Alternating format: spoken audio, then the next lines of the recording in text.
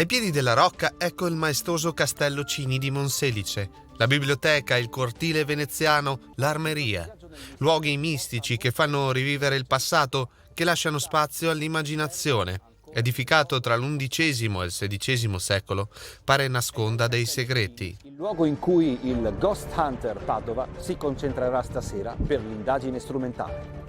Fantasmi, almeno così dicono i Ghost Hunters padovani, che di presenze se ne intendono a quanto pare.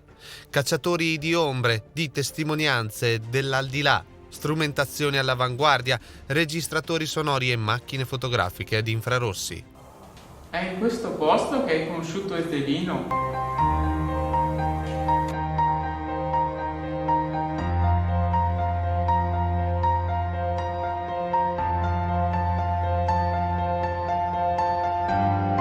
La struttura nel corso della storia pare abbia avuto diverse funzioni: dimora, fortezza, luogo militare. Dal Medioevo al Rinascimento, lo splendore di un castello che sovrasta la provincia.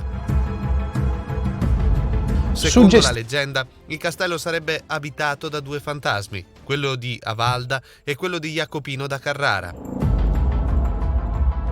Avalda sarebbe stata una strega di bassa statura e farebbe sentire la sua presenza al calar del sole.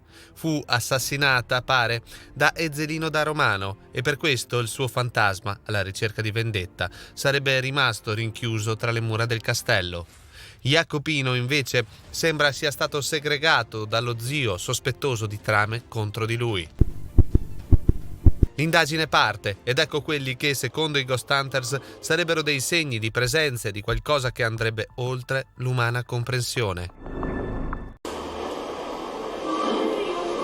La scienza non vede di buon occhio queste indagini, reputandole inaffidabili.